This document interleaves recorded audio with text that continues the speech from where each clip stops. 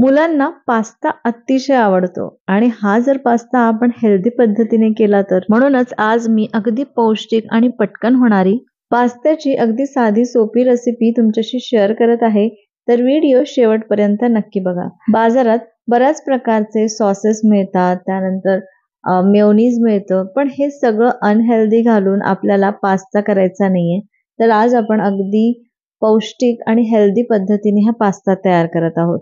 तर इथे तुम्ही बघत आहात हा मस्त ऑरेंज रंगाचा पास्ता आपण करत आहोत किंवा रेड पास्ता पण म्हणू शकता. आणि हा जो रेड पास्ता आहे ना, तो कशाने बनवणार आहे तर हे आपण व्हिडिओमध्ये बघूया. हॅलो, नमस्कार. मी सोनल, मेजवानी बाय सोनलमध्ये तुमचं खूप खूप मनापासून स्वागत करते. आणि आज आपण लहान मुलांना आवडणारा रेड पास्ता, तेही अगदी पौष्टिक पद्धतीने तयार करूया.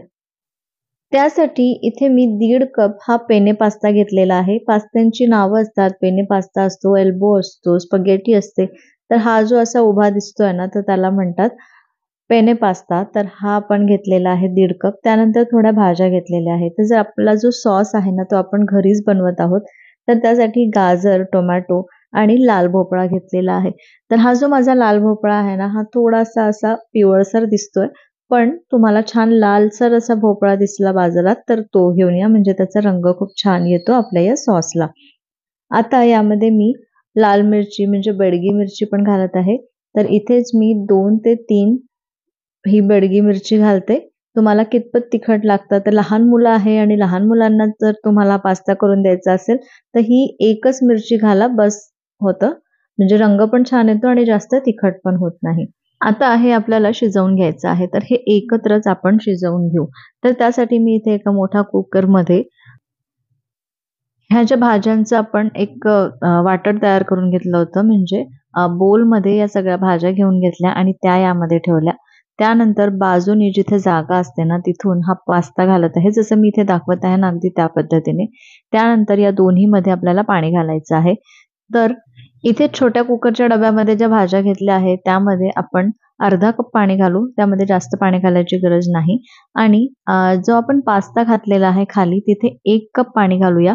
1.5 कप आपला हा पास्ता आहे, तर त्यामध्ये 1 ते 1.5 कप इतकं पाणी घाला. पाणी जास्त झालं तरीही काहीच हरकत नाही. पाणी थोडंसं जास्तच घाला, कमी घालू नका. आता या कुकरचं आपण झाकण लावून देऊ आणि मोठ्या गॅसवरती फक्त 2 शिट्ट्या काढून घेऊ. 2 ते 3 शिट्ट्या झाल्या तरीही चालेल, पण गॅस मोठाच ठेवा, कमी गॅसवर ठेवू नका. म्हणजे खूप आपल्याला शिजवायची गरज नाही. कुकरमध्ये अगदी पटकन शिजतं. तर हे बघा, कुकर पण थंड झालेला आहे आणि यामधलं हा जो डब्बा आहे कुकरचा, ज्यामध्ये आपण भाज्या ठेवल्या होत्या, तर त्या आपण पहिले काढून घेऊ. आता तुम्हाला हा पास्ता असा या भांड्याला चिपकलेला दिसत असेल, तर मी जेव्हा कुकर उघडला ना, तर थोडा जास्त वेळ झाला होता, अर्धा तास होऊन गेला होता. त्याच्यामुळे ते चिटकून गेलं तेव्हाच्या तेव्हा. पण जर तुम्ही कुकर झाल्या आणि वाफ गेली की लगेच जर तुम्ही काढलं तर एकमेकांना चिटकत नाही. आणि हो, जेव्हा आपण पाणी घालतो ना शिजवताना, तर तेव्हा तुम्ही त्यामध्ये थोडंसं तेल सुद्धा घाला. मी तेव्हा घातलं नव्हतं, मग आता याला तेल घातलं म्हणजे ते एकमेकांना चिटकणार नाही आणि छान मोकळे होतील. तर काळजी करायची नाही, थोडंसं चिपकलं तरी चालतं. जेव्हा आपण याला उकळवतो ना, तर तेव्हा हे चिपकत नाही आणि छान असे वेगवेगळे होतात. तर आता हे आपलं झालेलं आहे. आता बाजूला ठेवू. आता सुरुवातीला आपण सॉस तयार करून घेऊ. तर ज्या आपण भाज्या शिजवून घेतल्या होत्या, टोमॅटो, गाजर आणि भोपळा, तर त्याला आपण बारीक करून घेऊ. मिक्सरमध्ये छान बारीक करून घ्यायचं आहे. आणि बारीक करताना जे टोमॅटोचे साल आहे ना, ते काढून घ्यायचे. त्यामुळे आपला हा सॉस जो आहे तो छान असा प्लेन टेक्स्चरचा, स्मूथ टेक्स्चरचा तयार होतो. तर हे बघा, आपला सॉस किती छान तयार झालेला आहे. आता एका पॅनमध्ये 2 टेबलस्पून तेल घेऊ. तेलाच्या ऐवजी तुम्ही बटरचा पण वापर करू शकता. आणि यामध्ये हे शिमला मिरचीचे मोठे मोठे तुकडे करून घेतले आहे, ते घालू आणि हे 1 ते 2 मिनिटं छान परतवून घेऊ. गॅस मोठाच ठेवायचा आहे. इथे 1-2 मिनिटं झाले. आता यामध्ये जी तयार प्युरी आहे ती घालू आणि याला छान उकळून घेऊ. उकळताना यामध्ये चवीपुरतं मीठ घालायचं. मी मीठ नंतर घातलेलं आहे, मला लक्षात नव्हतं म्हणून. आणि 1 चमचा साखर पण यामध्ये घातली आणि याला छान उकळी आलेली आहे.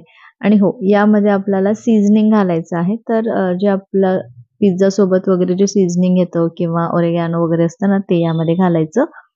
टेस्ट छान येते. आणि चिली फ्लेक्स घालायची गरज नाही, कारण आपण ऑलरेडी इथे मिरची घेतलेली आहे, बेडगी मिरची बारीक केलेली आहे. त्याच्यामुळे चिली फ्लेक्स घालू नका, नाहीतर मग ते जास्त तिखट होऊ शकतं. त्यानंतर पाव कप मी यामध्ये फ्रेश क्रीम घातलं आणि हे छान मिक्स करून घेतलं. तर तुम्ही बघू शकता किती मस्त आपल्या या सॉसचा रंग आलेला आहे. आता शिजलेला पास्ता यामध्ये घालू आणि फक्त 1 ते 2 मिनिटं याला छान उकळवून घेऊ, किंवा असं झाकून पण तुम्ही शिजवू शकता. तर हे बघा, आपला हा पास्ता मस्त तयार झालेला आहे आणि आता आपण हा सर्व्ह करू. तुम्हाला आवडत असेल तर इथे थोडंसं चीज पण घालू शकता. मी आत्ता घालणार नाहीये, मी फक्त गार्निशिंगसाठी थोडंसं चीज घालणार आहे. हेल्दी करतोय तर आपण थोडासा हेल्दीच ठेवूया. याला जास्त चीज वगैरे घालण्याची गरज नाही आणि मुलांना सांगायचं की आपण घातलं आहे, तर त्यांना ते आवडतं. तर बघितलं ना किती इझी आपण हा पास्ता तयार करून घेतला. काही नाही, म्हणजे कुठलं बाहेरून आणण्याची झंझट नाहीये, कारण कधी-कधी आपण जे बाहेरून सॉस वगैरे आणतो त्यामध्ये किती प्रिझर्व्हेटिव्हज राहतात ते आपल्याला माहिती पण नाहीये. तर त्याच्यापेक्षा घरच्या घरी हा हेल्दी पास्ता जर तुम्ही तुमच्या मुलांना करून दिला, तर मुलांना तर आवडेलच आणि तुम्हालाही समाधान राहील की आपण आपल्या मुलाला काहीतरी हेल्दी दिलेलं आहे. तर आजची आपल्या या पौष्टिक पास्त्याची रेसिपी तुम्हाला कशी वाटली मला कमेंट करून नक्की सांगा. मी वरून चीज आणि थोडेसे ऑलिव्हज घातलेले आहे, म्हणजे ते दिसायला पण छान दिसतील आणि जेव्हा दिसायला छान दिसतं ना, तेव्हा मुलं आपसुकच आकर्षित होतात आणि त्यांना ते आवडतं. तर रेसिपी आवडली असेल तर एक लाईक करा, व्हिडिओला हाईप करा आणि अजूनपर्यंत चॅनलला सबस्क्राईब केला नसेल तर प्लीज सबस्क्राईब करा. पुन्हा भेटते अशाच एका मस्त रेसिपीसोबत सोमवारी दुपारी 2 वाजता. तोपर्यंत बाय बाय.